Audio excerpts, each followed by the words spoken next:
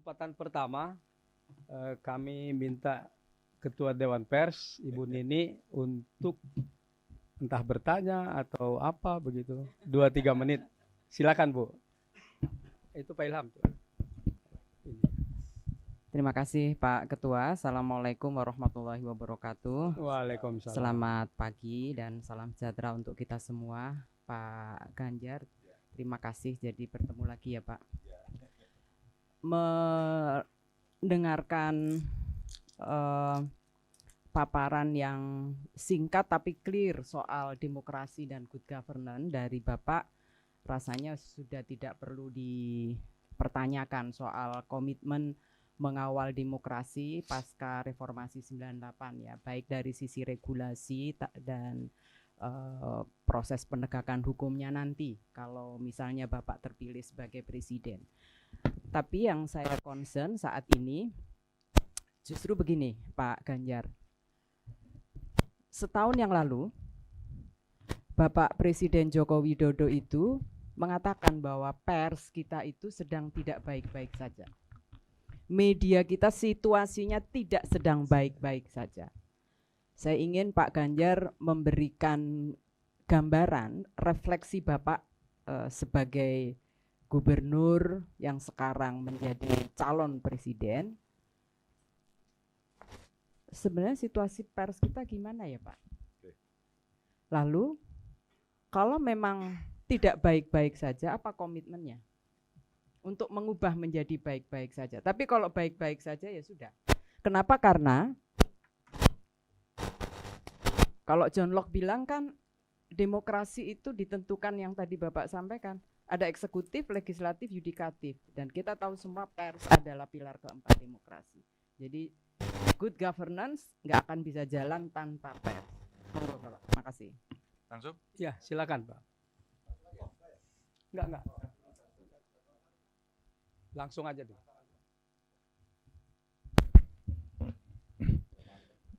Iya. Saya sekarang sudah mantap, Pak. Maksudnya sudah pensiun jadi gubernur, makan tabungan. Pak Bintang paham. Bu Nini terima kasih. Pers sedang baik-baik saja tidak? Tidak. Ada dua hal yang tidak baik dari pers pada hari ini. Satu bisnisnya. Tadi itu Pak. Iya. Bisnisnya sekarang sedang mengalami perubahan, disrupsi di pers sekarang terjadi. Dari yang konvensional menuju digital. Konvensionalnya mulai ditinggalkan, digitalnya belum 100%. Secara bisnis nggak bagus, Pak. Ini belum baik-baik, Bu, secara bisnis. Dan banyak yang bangkrut, lalu ada yang muncul yang baru, nah PBI punya PR. Yang muncul baru yang online ini bagaimana kita melakukan kontrol. Maaf dengan segala hormat, banyak sekali yang bagus muncul dan di belakangnya kita cek, kalau saya nih sebagai pembaca begitu, ya jelas bagus lah, wartawannya kredibel. Tapi saya menemukan wartawannya ini ada perangkat desa, maaf. Ya di kampung Pak. Saya menemukan ya, maaf, dia kemarin kerja di satu organisasi masyarakat. Tiba-tiba jadi wartawan dia tulis aja. Motifnya macam-macam. Saya pernah diingatkan oleh wartawan senior, Mas Ganjar kalau sama pers daerah, Mbok, jangan begitu, Mas. Kami ini sudah tiap hari bicara, kami mau lapor kepada siapa kalau ada yang seperti itu. Tidak mau mengkonfirmasi. Boleh sih kalau mau bertanya itu dibiasakan, saya Ganjar dari PBI Pusat. Maksudnya medianya PBI Pusat, pura-pura begitu. Saya Ganjar Pranowo izin bertanya dari media PBI, clear, narasumber akan tahu. Tapi kalau enggak terus ditembak gini. Pak terkait dengan seperti itu bagaimana Pak? Nadamu saja, buat kami tidak. Saya narasumber, boleh dong. Wah saya dimarahi. Lalu saya sampaikan pada wartawan senior itu, Bu. Motif dia saya tahu mau apa. Ini pahit tapi saya ceritakan loh. Dan saya sudah tahu pemiliknya siapa. Ternyata pemiliknya PNS. Sangat tidak etis. Pak Ganjar mau balas nggak? Enggak. Tapi saya mau edukasi dia. Apakah saya anti? Saya tidak. Saya tidak anti. Tapi ketika kemudian publik harus tahu banyak berita dari narasumber, mestinya juga ditampilkan dengan fair. Ada data, ada fakta, dan ada cover both side, menurut saya. Jadi dari sisi bisnis, Bu, ketika tidak baik-baik saja, orang menyampaikan itu. Hari ini menjelang pemilihan banyak sekali. Saya tidak berani mengatakan abal-abal, tapi karena dicari ada. Tapi ketika kita lihat redaksinya, maaf Bapak Ibu, ya tidak begitu. Sedangkan yang kredibel dengan susah payah menjalankan itu. Susah payah loh menjalankan itu. Akhirnya ya kita harus melakukan kritik untuk kritik. Nah, siapa yang siap dikritik dan siapa tidak siap? Itu berat ternyata. Nah, seringkali kami sampaikan kepada mereka, kenapa sih pertanyaanmu selalu ingin yang sangar, selalu yang kontroversial? Katanya kalau good news nggak menarik. Baik. Begitu. Jadi disitulah kemudian menurut saya perbaikan-perbaikan itu seperti itu, dan saya melihat hari ini lagi ada transisi. PWI, masyarakat jurnalistik menjadi begitu penting. Pemerintah perlu berpartner untuk membantu. Saya terus terang saja. Maaf dengan segala hormat saya. Ketika awal saya jadi gubernur, tiap hari orang keluar masuk di humas saya ngambilin amplop. Ini tidak sehat, saya hentikan. Saya diajar 1,5 tahun. Saya pertaruhkan. Setelah itu saya buka, bagaimana caranya agar ini menjadi legal dan kemudian tidak lagi dengan gaya yang nanti seolah-olah saling peras atau saling hindar. Apa yang bisa dilakukan? Ternyata ada kerjasama. Kerjasama. Maka kita punya sama-sama, kalau istilah saya, sama-sama punya perasaan. Itu Bung Timbo. Perasaan. Nah, dari situlah selama masa transisi yang belum baik-baik saja inilah kadang-kadang memang perlu dialog bagaimana membuat ini jauh lebih mapan. Kira-kira seperti itu, Bu. Ya interchangeable, Bu. Dari sini meminta seperti ini, kalau ke sini itu maksudnya pemerintah. Dari PWI, dari masyarakat media kepada pemerintah, pemerintah bisa mengatur. Aturannya adalah menggunakan ya tools-nya apa? Ya social tools. Social tools untuk bisa re-engineeringnya apa? Ya aturan gitu. Maka aturanlah yang mesti dinamis mengikuti ketentuan yang seperti sekarang ini. Begitu. Baik, yang kedua ketua dan penasehat ini. Silakan Pak Ilham.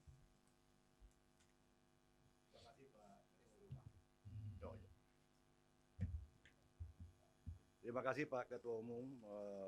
Mas Ganjar, selamat siang. Saya mau mensupport Mas Ganjar.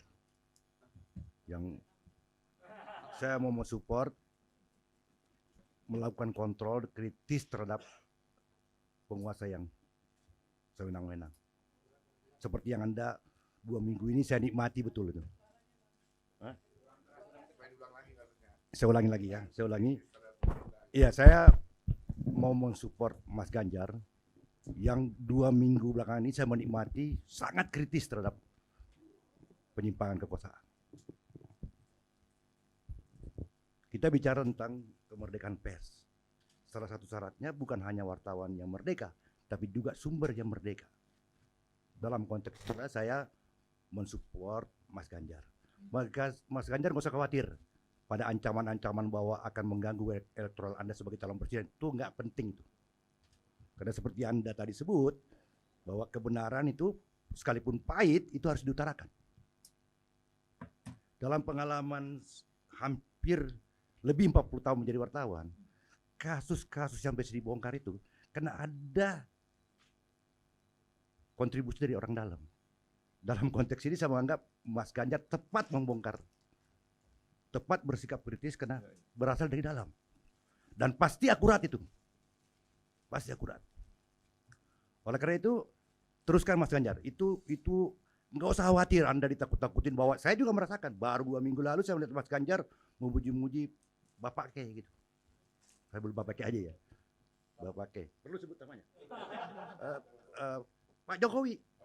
Bahkan Pak Ganjar baru masih melekat dalam ingatan, itu dibuatkan desain baju untuk kampanye. Putih, garis-garis putih ya, tegak lurus. Seperti tahanan Nazi. Untung nggak dipakai. Untung nggak dipakai. Baik. Kenapa ya itu terjadi belakangan? Memang begitu, memang kebenaran akan datang pada akhirnya. Pada orang yang merdeka. Jadi jangan tuntut pers yang merdeka saja, Mas Ganjar. Sumber juga harus merdeka. Lanjutkan, kata Ibu Mega, lawan. Yo. Orang, saya mau kasih satu tagline, soundbite, Ewako. Terima kasih. Ada Ewako, ada Erako. Erako. Silakan, Pak. Cukup. Udah nyampe tuh Mas. Ya ini dukungan aja saya oke. Tapi beliau sahabat saya dan saya masih konsisten. Siapa bilang saya tidak pakai baju hitam putih. Sekarang cuman lebih ke lebar aja nih. Hitam. Makasih Pak Ilham. Selanjutnya. Baik, ini kita kesempatan ketiga ini member warta ekonomi, Pak. Silakan. Baik, terima kasih Pak Ganjar. Nama saya Iksan. Iya, belum lama ini ketemu di Menteng, Pak. Pertanyaan saya menyangkut ekosistem bisnis media yang terdisrupsi oleh teknologi. Kalau tadi saya mendengarkan dari pernyataan Pak Ganjar bahwa untuk demokrasi yang substantif, edukatif, dan makin dewasa, ada dua saluran media. Pertama media mainstream dan kemudian yang kedua adalah media sosial. Nah, kalau Pak Ganjar terpilih sebagai presiden, bagaimana peran pers di era Pak Ganjar? Mana yang lebih dikedepankan? Apakah lebih membela media mainstream atau justru lebih mengedepankan media sosial? Seperti yang sudah Bapak lakukan untuk melakukan tekanan terhadap internal. Yang kedua, pengaruh dari aplikasi Google. De facto adalah mayoritas media di daerah terutama itu diuntungkan dengan Google. Adanya draft Perpres untuk media sustainability yang agak membatasi Google itu membuat Google marah. Kalau Pak Ganjar jadi presiden, apakah akan menandatangani media sustainability yang sampai sekarang masih belum ditandatangani karena ada dua perbedaan pendapat ini yang akan membuat media lebih teratur, lebih terkontrol, tapi di daerah justru mungkin akan lebih bahasanya mungkin saya ngambil dari yang sudah disampaikan salah satu ketua asosiasi daerah, lebih terzolimi karena kemudian berita-berita yang heboh, yang mungkin kurang berkualitas tapi banyak dibaca, itu kan problemnya. Itu yang gitu. Jadi itu dua itu Pak. Yang pertama saya ulangi, kecenderungan Bapak nanti lebih ke media mainstream atau media Google karena media sosial akibat dari disrupsi teknologi. Yang kedua mengenai peran Google. Terima kasih banyak. Silakan, Pak. Makasih Pak Iksan. Ya harus media mainstream dong. Mainstream itu aturannya ada. Dan yang harus bicara di sana itu punya syarat. Media sosial syaratnya akun kok. Justru hari ini PR besar negara, pemerintah adalah mengedukasi publik. Kalau yang belajar ilmu komunikasi, rasanya ini harus menjadi satu pendidikan baru. Karena teknologi, maka ilmu berubah. Sekarang orang atas dasar kebebasan berpendapat, kan saya tidak bisa memaki Pak Iksan karena tidak suka. Nggak boleh dong. Berekspresi adalah hak asasi. Tapi memaki bisa menerjang hak asasi orang. Karena ada kewajiban asasi di situ, nggak boleh. Maka dengan perkembangan ini, ilmu baru mesti menjelaskan dan mengedukasi kepada publik. Nggak boleh. Kalau perlu memotong sebuah statement yang kemudian menjadi sangat kontroversial, menurut saya harus dikenakan sanksi. Kalau tidak, kita tidak punya etika dan kita menjadi pemberitaan atau jurnalistik rimba raya, Pak. Itu siapa yang kuat dia akan makan. Maka sekarang publik punya hak untuk berekspresi. Tapi yang perlu dilakukan adalah edukasi agar rambu-rambunya bisa dilaksanakan. Contoh, untuk bermain dengan media mainstream, maka IG saya sudah melampaui media-media besar. 6 juta, Pak. statement saya tambah lucu, bisa ditonton banyak jutaan. Saya hanya bicara satu saja dulu. Ketemu anak, saya mau lihat Taman Anggrek di Jogja, sepi daerahnya. Karena saya suka anak-anak, saya buka pintunya. Cuma saya tengok aja dia. Pak Ganjar. Pak Ganjar. Bukan. Pak Ganjar ya? Bukan. Siapa? Tugiman. 70 juta yang nonton. Apa yang mau saya ceritakan? Ganjar gimmick banget. Anda salah. Satu edukasi saya adalah saya ketemu anak itu anak kita. Sapalah dia, jangan hanya orang tua. Dia ketakutan dalam ekosistemnya, kadang-kadang kena bully. Orang tua butuh perhatian. Anda saja yang terlalu politiking. Dan akhirnya dipanggil kemana-mana, tuh gimana. Di Merauke anak SD tiba, Pak Ganjar. Anak SD. Dan belum punya hak suara dia. Sayang juga sebenarnya. Tapi saya mau sampaikan bahwa saya punya perhatian anak-anak. Maka ketika kemudian media mainstream, menurut bacaan saya, tidak terlalu intens dengan maunya saya. Intens maunya saya, nggak boleh juga ya. Apa yang menjadi pikiran saya kok tidak ada di media itu, maka apa yang saya lakukan? Saya memproduksi sendiri dengan gaya saya sendiri. Maka ternyata itu mendapatkan respon dari masyarakat baik. Ya semacam citizen journalism lah gitu. Saya bisa kontrol. Nah, dari situ buat saya mainstream mesti harus yang utama. Mainstream punya syarat, punya aturan, punya regulasi kok. Ini sama dengan industri angkutan. Industri angkutan tuh kasihan. Mau buat perusahaan apa angkutan? Bis, angkutan desa, syaratnya minta ampun, Pak. Tapi Bapak ikut anggota aplikasi, nggak ada syaratnya. Inilah kemudian terjadi pertentangan. Sama orang main TikTok dan orang yang jualan main di TikTok Shop.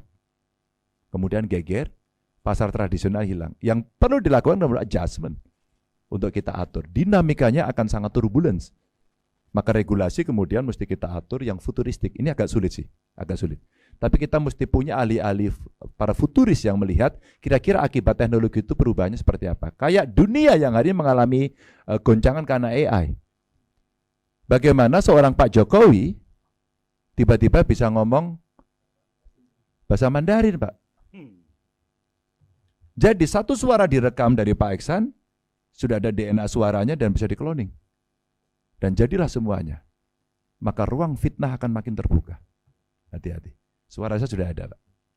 Terus seolah-olah saya ngomongnya seperti itu. Ketika ini dilakukan untuk hal yang positif, itu membantu sekali. Apalagi era-era kampanye begini. Masyarakat suka yang lucu, kita kasih yang agak lucu dengan AI, tapi substansinya jangan lucu. Sehingga edukasinya masuk. Pak, kalau saya punya kepentingan itu. Maka seseorang mengatakan kepada saya, Mas Ganjar gimmicknya enggak, kurang lucu. Mau dibuat yang lucu, saya enggak mau. Saya enggak mau. Apa artinya kemudian kita dulu meminta demokrasi itu bisa berjalan substantif, tapi kita tidak pernah mengedukasi sama sekali. Maaf, saya akan menggunakan genderang saya sendiri. Maka kalau kemudian tadi disampaikan bagaimana dengan Google, media lebih teratur, Pak Iksan, kita nggak boleh merintih, Pak. Adanya sekarang Google sama YouTube, Pak. Kenapa? Kita tidak bisa membuat. Negara dengan 270 juta, kita tidak bisa memenuhi kebutuhan sendiri. Saya pinjam istilahnya Bung Karno, tidak bisa berdikari kita. Dalam bidang ekonomi, termasuk ekonomi digital. Kalau kemudian kita mau sedikit proteksi terhadap produk-produk aplikasi katakan, dan kita gunakan, sedikit kita paksa, Pak, kita punya market gede kok. Pertanyaannya, kita belum bisa mendesain sejauh itu, kemudian sudah ada alat yang memudahkan, orang bisa masuk ke situ dapat keuntungan, terus kita jealous. Gak bisa dong. Maka biarkan seperti itu berjalan sambil kemudian kita atur. Tapi kita harus melakukan sebuah percepatan. Nah, percepatan itu, Pak, tanpa crash program pembangunan SDM, jangan mimpi. Jangan pernah mimpi.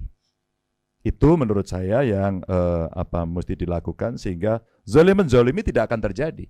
In fact, hari ini kondisi seperti itu, kita mesti merespon seperti apa? Tahapan-tahapan yang mau kita lakukan untuk perubahan, mesti kita buatkan konsensus, kesepakatan. Itulah hearing. Itulah kita memahami. Itulah kepentingan A, B, C, 3 kelompok yang mesti disatukan. Interseksi inilah apa yang disebut sebagai konsensus building. Baru kemudian masuk regulasi. Tahapannya kira-kira begitu, Pak. Jadi agak hati-hati, tapi kita nggak boleh lama-lama. Itu. Kasih. Baik, sekarang kita beralih Pak ini ke Ketua PWI Aceh, Daring. Bang Nasir Nurdin. Oh, ini daring? Daring. Iya Pak. Oh, oke. 38 provinsi. Oh, saya tadi. Silakan Ya. Aceh, halo. Harus lebih berani Ya. lagi. Oke. Pak Diprovokasi Nasir Nurdin. Bang Ilham. Bako. Halo, ada hambatan atau sulut? Silahkan Pak Foke Lontaan, PWI Sulut. Ya, Assalamualaikum. halo. Ya. Selamat siang. Ya, langsung saja ya. Siang, Bung. Selamat siang, Pak Ketua. Terima kasih kesempatan ini, Pak Sekjen dan Pak Ketua Dewan Penasehat. Peristiwa buat Pak Ganjar ya, yang hadir di kantor PWI Pusat. Saya sangat merasa bangga sekali. Kenapa? Jika Pak Ganjar ditetapkan menjadi calon presiden oleh salah satu parpol ya yang pemenang pemilu kemarin, saya sangat bangga ya, sangat bangga sekali. Nah, sebab kenapa di Sulawesi Utara ini itu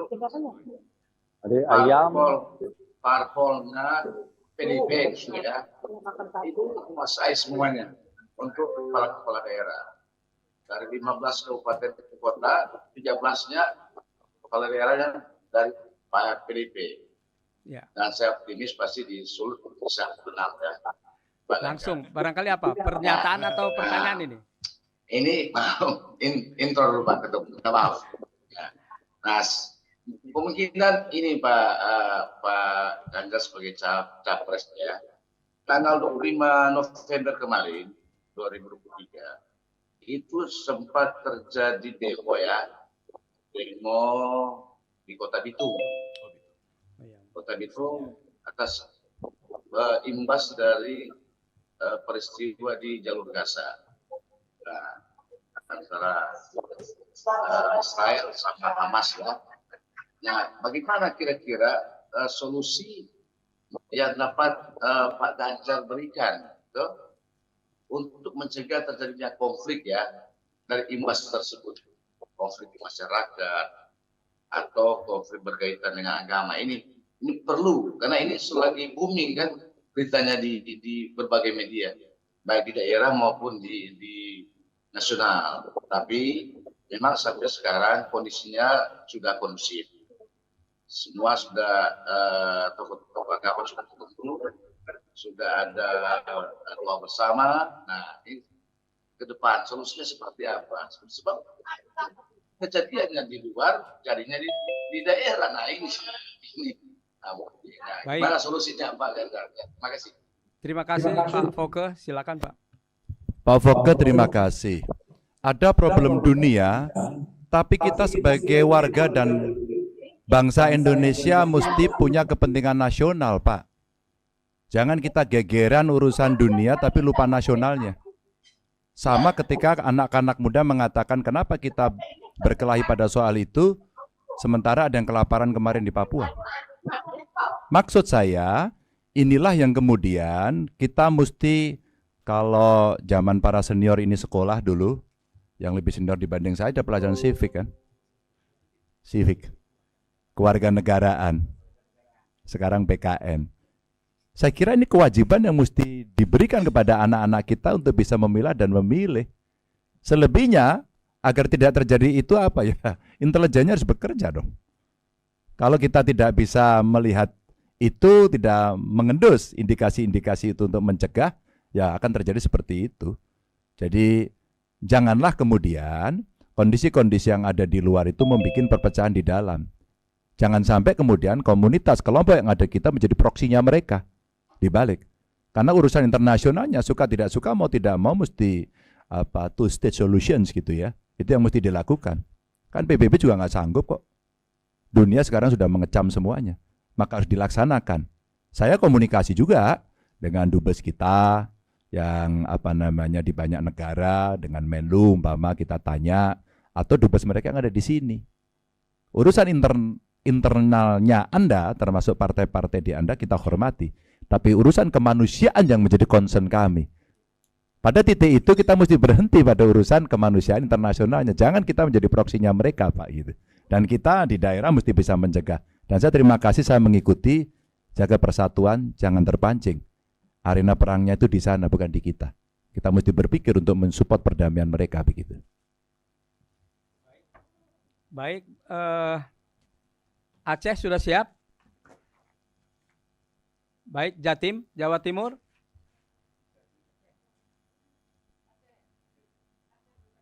Aceh silakan Bang Nasir. Halo.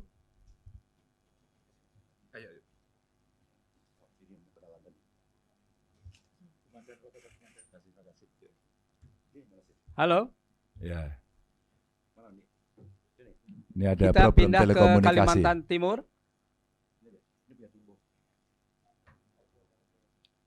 Atau Papua Baradaya? Jatim. Oh, Jatim. Silakan Jatim. Kaltim. Oh, Ya. Kaltim. Kalimantan Ya, Timur, Kaltim. silakan.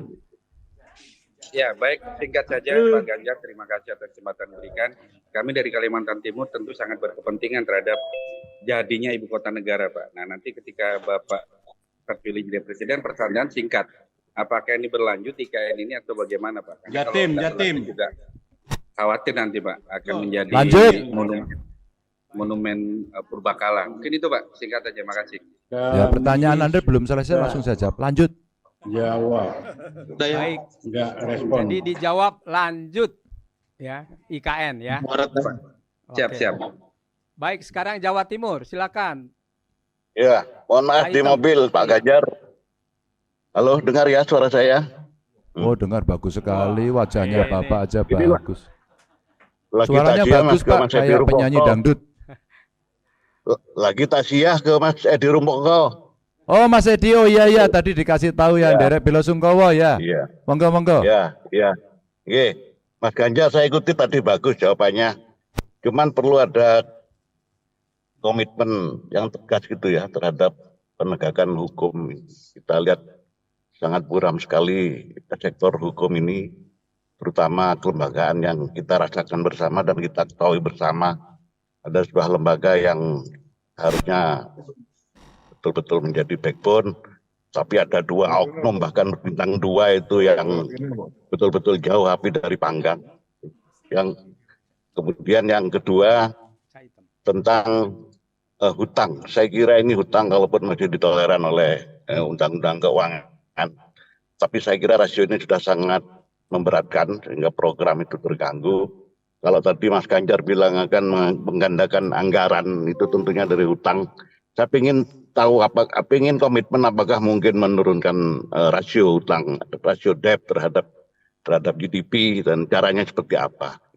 Kemudian yang terakhir, yang ketiga, saya kira teori tentang reformasi birokrasi itu sudah banyak. Tapi jangan salah, birokrasi kita yang terlalu besar dan di masing-masing daerah pasca otonomi itu punya birokrasi sendiri. Ada 514 birokrasi kabupaten kota, 38 birokrasi provinsi.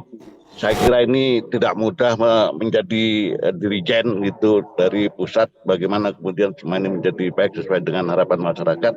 Sesuai dengan harapan masyarakat ketika masuk ke bilik memilih calon-calon termasuk Anda yang tentu diharapkan bisa mengatasi persoalan-persoalan besar yang ada. Silakan Pak Baik. Ganjar. Terima kasih. Terima kasih, Cak Item. Cak Item, terima kasih. Pertanyaan pertama soal tadi komitmen penegakan hukum. Saya berbahagia karena mendapatkan capres Pak Mahfud. Cawapresnya pasangan saya adalah Pak Mahfud. Saya senang sekali karena beliau punya pengalaman yang cukup lengkap.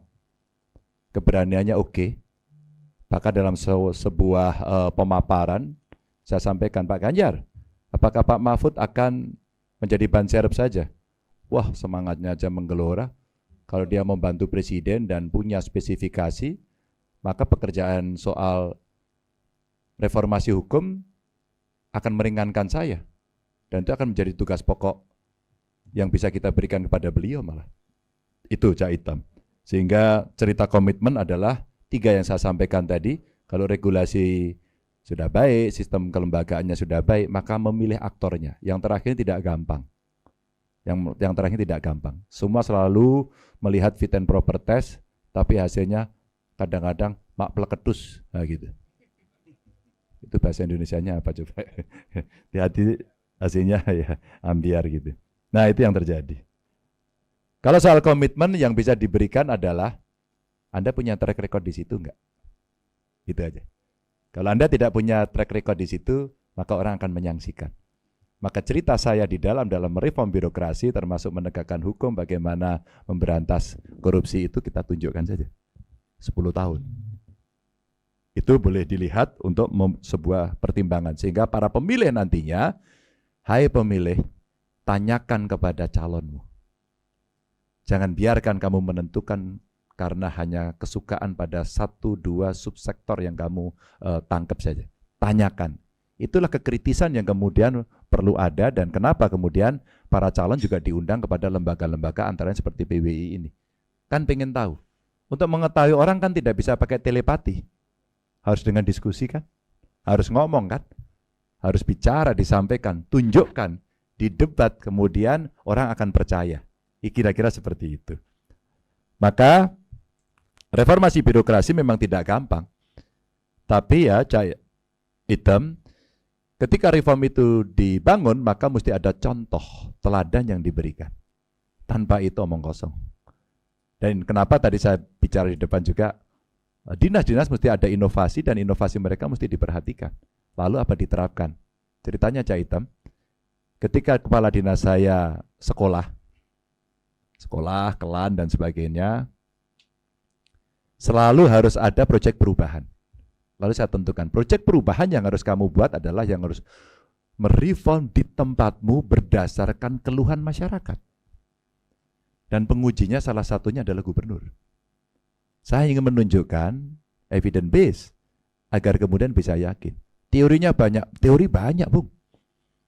Tapi otonomi banyak, itu yang dituntut reformasi, jangan dibalikkan lagi loh. Maka kapasitas yang harus didorong. Maka Kemdagri umpama dalam konteks pembinaan, setiap kepala daerah terpilih, sekolah dulu. Sekolah dulu. Itu cara yang ada. Tapi hari ini percayalah, pasca COVID itu, driving force yang diberikan oleh pusat itu ditaati itu sama daerah. Anggaran digunakan untuk ini, rambu-rambunya ini, gak ada yang berani nerjang kok. Dan itu etik birokrasi juga. Jadi saya sangat percaya sekali kalau kita bisa memberikan contoh. Nah, berkaitan rasio hutang saya sepakat. Tapi kita jangan bicara hutangnya dong. Kenapa kita tidak berpikir menaikkan pendapatan? Pak Ganjar mau buat ini ada duitnya enggak? Loh, duitnya kita cari dong. Duitnya kita cari. Maka orang menanyakan, Pak Ganjar, yang lain pertumbuhan ekonominya 5,5, 6, Bapak kok 7? Loh, kalau kita tidak 7, kita masuk middle income trap loh ini. Tapi itu syaratnya berat. Loh, besok itu enggak ada yang ringan.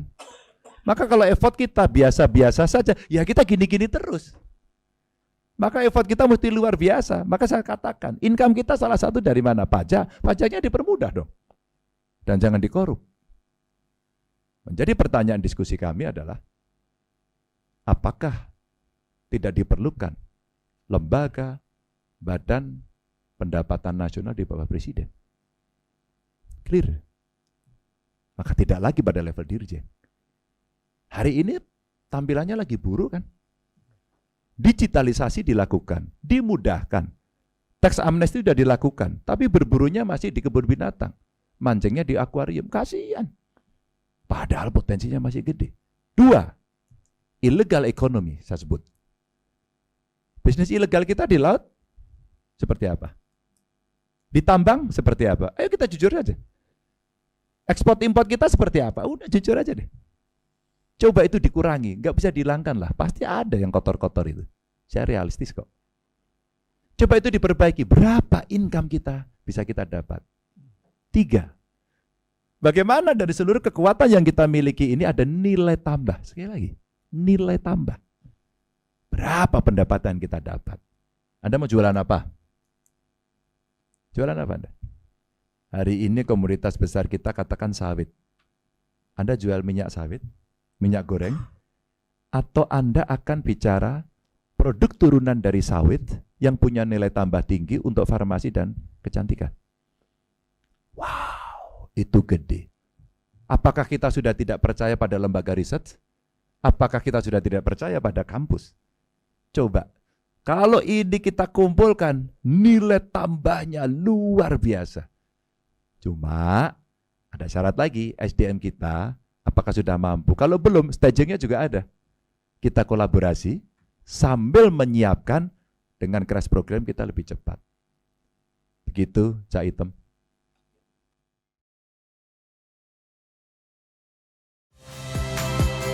Saya Nitya Anissa, saksikan program-program Kompas TV melalui siaran digital, pay TV, dan media streaming lainnya. Kompas TV, independen, terpercaya.